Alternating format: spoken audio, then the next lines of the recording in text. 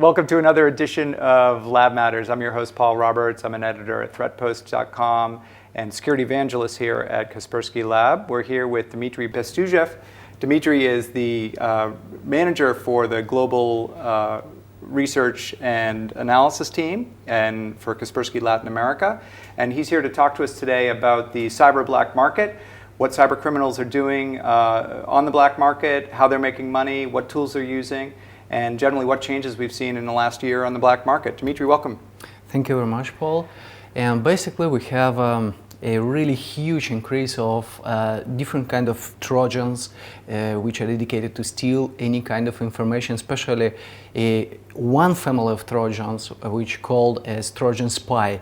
This is the famous Zeus and also Spy Eye, and the growth was between the last year and this year more than 100%.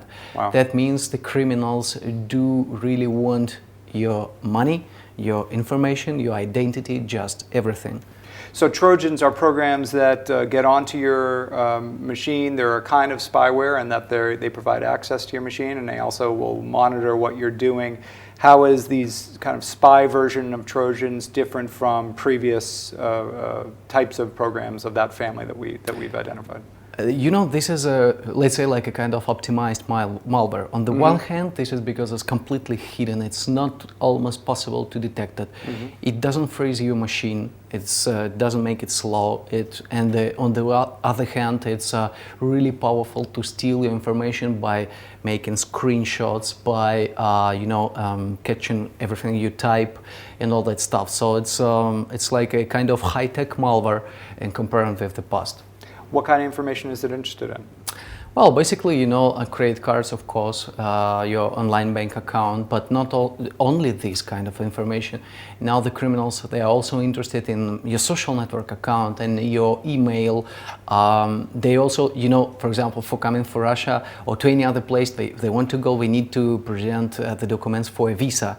So people used to scan the document to save the information in the computer. So the criminals steal that information, scanned information, and now we are facing a new interesting stage of the criminal activity, which is like a kind of merging between the classic crime and also the cybercrime, where we can find also, like on the black market, offers of cloning of real documents using real data, real passport information. Everything is real, but the picture is a fake one, is for another criminal. So in the old days, they might have stolen your information and then posted it online for someone to buy. Now they're saying, well, we've got the information. We can move into this other business, which is the producing forged documents, fake documents, and kind of move up the ladder. Yeah, right? Yeah, absolutely. And what do we know, or do we know, who's behind these, the development of the malware, and then the collection of the data, and then the sale of the data and the documents? Are these all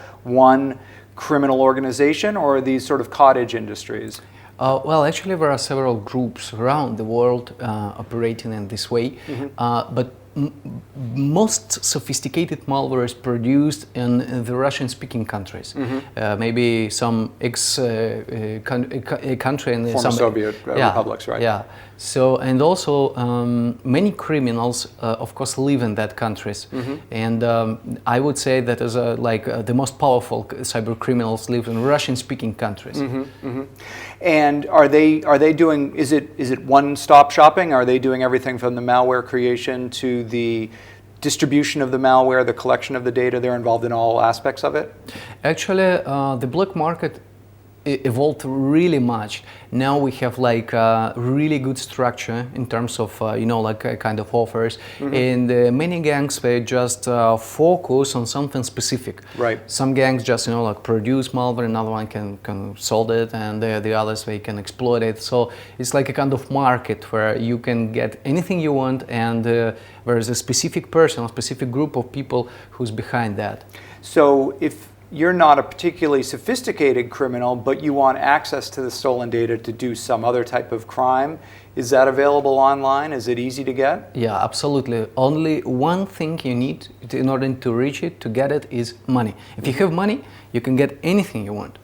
How do you, you said the spy Trojans are difficult to detect. All these Trojans are difficult to detect. They don't slow your system down. They don't throw up funny windows or anything.